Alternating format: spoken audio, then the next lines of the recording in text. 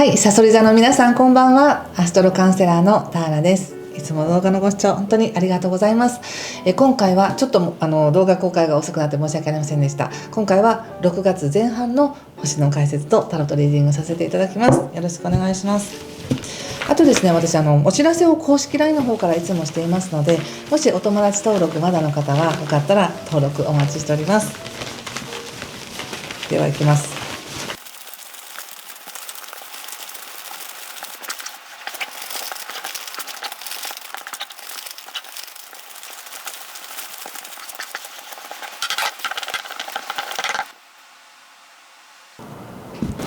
はい、じゃあ一緒に見てみましょう。お願いします。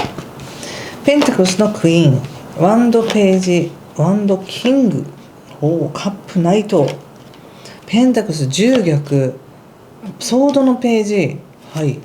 ワンド10逆、はい、気をつけることや対策がワンドの9とペンタクルスの4とオラクルはじゃん、鳳凰の逆ですね。へー、コートカードがすごいですね。ちょっと星の解説させていただきますが、5月21日以降ですね、6月の前半まで双子座の季節ということで、実は流動的な流れとか勢いが強くなったり流れが速くなったりコミュニケーションが活性化したりとか、ビジネスのやり取りとか商談とか、そういったのも結構動きが速くなるようなタイミングなんですね。ただこの流れはさそり座さんにとってはどちらかというと水面下で動いているみたいな感じがあります。だから表立って自分がガンガンに進んでいくというよりは、準備をしっかりとやっていくとか、誰かとの関係性においても別に関係性がどうかっていうのは形で見えるものじゃないけど、不信頼がどんどん深まっていくとか、何か見えないところでのその動きが深まるっていうのが、さそり座さんにとっての運だなっていうふうに思います。そして6月15日が新月になりますけど、これはまた後半の時にねお話しさせていただきますが、6月前半で豊かな時っていうのはやっぱり6月の8日9日10日あたりっていうのが、占星術でいう金星という社交性とか愛情とかお金とか豊かさとか、そういう価値あるものと木星の発展繁栄していくっていうエネルギーがひっつくタイミングがあるので、その8、9、10あたりにね。なのでこのあたりってとっても優しいエネルギーがあるんです。でこの優しいエネルギーをさそり座さんはまた自分の可能性を見ていくっていうところで開かれていくんじゃないかなと思います。先ほど言った表面的には何も変わらないんだけど、何か準備だったりとか裏方の動きだったり、もしくは誰かとの信頼だったり、もしくは深い感覚っていうものがどんどん超えていく時なので、それらをバックグラウンドで応援されていることを感じながら、自分にとっての可能性ってなんだろうなとか、もうちょっと何かを信じてやってみようかなとかっていうような優しいすごいハードなプレッシャーのもとにとかじゃなくて、行ってみてもいいかもとか、これを勉強すると楽しいかもとかっていう自分の精神の指針となるようなものとか、そういうものが優しく開かれているみたいなタイミングです。ただね、気をつけていただきたいというか、カードで見た時にその目に見えないものなだけにはっきりとした保証とか確約とか安心材料っていうのはそこまではっきりしてるわけじゃないんですよっていうふうに言われてるんです。なぜならばそういう愛情とかもそうだし、可能性もそうだし、それは自分の心で感じるものだったり、自分の体感で信じるものだから、それが形となって出てくるものではないから、そこだけ気をつけてねっていうふうに言われています。これが私はオラクルのメッセージだと思ったんです。やっぱりオラクルが鳳凰の逆っていうのは、鳳凰っていうのはもう本当にしっかりとした法律とかルールとか自分の精神性とか自分が信じている哲学とか、そういったものなんですけど、それがまだ私から見て逆位置なので、それが確立してるわけではないっていうことなんですね。なので確立してないからダメっていうわけでもないし、それを何とかしてはっきりとしたものになんていうかな、もがく必要もないよってことなんです。やっぱ入り口がペンタクスのクイーンなので、これまでやってきたことって本当に正しかったと思うし、たとえそれが回り道したりとか多少お金をかけたりとかしてたことであったとしても、十分それは自分の需要になっているし、何も本当に肥やしになってるなって思うんですね。でそのまま何かを積み上げていくっていうわけではないんだなって感じなんです。で特にここで出てるのがやっぱりすごくページとかキングとかナイトっていうかいろんなタイプの人が出てきてて、もしかしたらやはりこの春からのね流れっていうのがやっぱり他者との関係が濃かったのかもしれないし、ちょっとこうやり取りが激しくてっていうか多くて疲れていたのかもしれないけど、でもどちらかというとなんかさそり座さん的には相手のことを信用したいんだみたいな、相手がせっかく声をかけてくれてたりとか何かこう言ってくれることだったり気にかけてくれてることに関して自分は答えたいんだみたいな、そんな感じがあるんです。ですごくそれって優しいエネルギーだし豊かなエネルギーなんですけど、なんかなんとなくですよ、さそり座さんがここまで私は相手のことを信用して信頼して答えているのにそれに対して先方は何をしてくれますかみたいな、なんかそういう期待というかそういうのがある感じがするんですけど、先方からするとちょっとこれ以上は今は動けないんですみたいな感じがあって、先方なのか環境なのか分かりませんよ。なのでまたそういった周りの動きだったりとか誰かとの関係において、少しなんか疑う気持ちも出てきたりして、そこまでだったら無理するのやめようかなみたいな形で何か重荷を手放すっていうふうに出てるんですね。でこれってちょっと私がすごく感じたのはやっぱり全てにおいて現実世界でというよりもなんか想定の中で動いているっていう感じがあるんです。こうだとしたらこうだよねっていうような感じなので、特に他者との関係においてははっきりと全ての思いをそれぞれが書き出してるわけでもないのでなんか言いにくいし分かりにくいですよね。でそれってじゃあどうするのって言っても相手を信頼するとか信じるとかこちらも分かるように伝える努力をするしかないわけで、だからなんかねそういう目に見えないものをどこまでご自身が自分で自分のエネルギーをクリアにして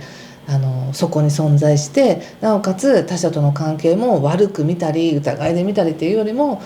クリアに相手との関係を見て関わっていくかっていう練習をさせられてるんだなと思いました。でも誰だってちょっと不安になったりとかちょっと待ってなんか私ばっかりなんか奉仕して相手からはしてもらってないっていう風な気持ちになったりとかこんなにやってるのが無駄なんだったらやめようかなとかっていう気持ちになる時誰だってあると思うんですけど、もしかしたらそれも全部勝手に自分が想像しているストーリーかもしれないので、自分がどうしたいのかとか自分はこれを守っていきたいっていう自分のエネルギーを自分でしっかりとしてくださいと。でそうしてる以上別に何も損しないし奪われることもないですよっていうメッセージだなと思いました。そしてなんか本当は疲れているのに一生懸命頑張ろうとしてたりとか、もう十分こっちはもう大変なのにさらにその上に相手のために何かをしてあげようみたいな、そういったエネルギーもあって、やっぱり自分が無理してやってる分期待も強くなっちゃうというか相手に対してののかなと思って、とりあえず無理はやめましょうっていう感じですね。ワンドの9にワンドの10逆位置が出ているので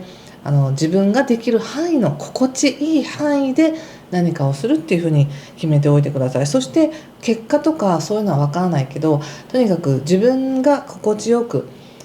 自分に正直でいる、そして見えないものに関してもしくは結果はとにかく心地よくクリアに信じて待つみたいな、そんな感じがいいのかなと思いました。ちょっとこれを踏まえてお仕事見てみますね。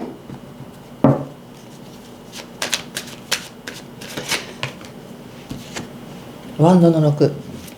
6月の末以降は木星もまた獅子座に入ってすごくさそり座さんの社会を照らしてくれるから、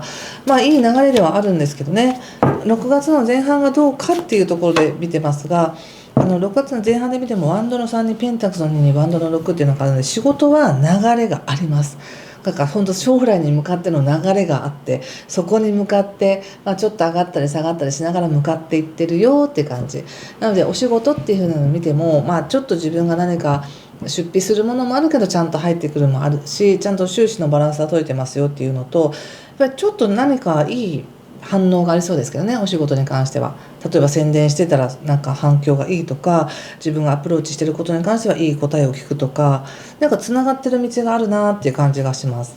お仕事ちょっと人間関係見てみましょうか。人間関係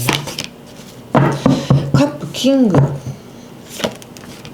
ワンドエース、ソードの2っていうことで、なんだかやっぱり誘い田さんが思ってる自分なりの優しさだったり自分なりの貢献ということと、相手が求めてるものっていうものがもしかしたら少しだけずれてるのかもしれませんね。もう自分はなんかやってあげたくて仕方ないというか、もうこんなに無理してでも相手のためにやってあげるよってやりたいんだけど、相手は誘い田さんに無理してほしくないんですって思ってるみたいな感じで、その思いがあるがゆえに絡んでるみたいな、そんな感じがあるので、とにかく関係性においても無理をしない。そして本当に何が必要かっていうのは、他者に応えることだけじゃなくて、自分の内側で感じることを信じてくださいっていうのがメッセージだなと思いました。関係性って言った時にね、もちろん、いや今何にもないんで新しい出会い欲しいですとかいう方は全然動いてもらったら関係性もできそうだけど、でもなんかその時も他者に受け入れられているのか私はとか、この人は私のこと好きなのかみたいな、そういう目線でなんか関係性っていうのを探しそうなんですけど、誘い座さんがどうありたいかっていうところを基準に人と関わっていただく方がスムーズにいくのかなって思いました。優しいがゆえにそうしたくなるんだろうなと思いますけどね。そんな感じかな。なんかヒントになりましたでしょうか。ヒントになったよという方はぜひいいねボタンやチャンネル登録やコメントで教えてください。必要以上に手を広げないって感じかな。さっきのビジネスにおいても、ビジネスは全然いいんですけど、何か例えば分かりませんよ。例えば投資の話とか、そういう新しいプロジェクトの話とかが前から持ち上がってたとしたら、それ自体が悪いわけじゃないけど、ここからさらに無理をして何かをするっていうのはちょっと待ちましょうみたいな感じかな。はい、ちょっと最後にもう一枚引いてみますね。これまたフランス語で書かれてるカードなので、皆さんで絵柄を見てメッセージを受け取ってみてください。これかな。はい、どうですかこのカード。このカードを見て感じるメッセージをご自身へのメッセージと思って受け取ってくださいね。いいですね。なんか階段を軽やかに上がっていくようなカードです。はい、ということで今回も最後までありがとうございました。いい時間をお過ごしください。失礼します。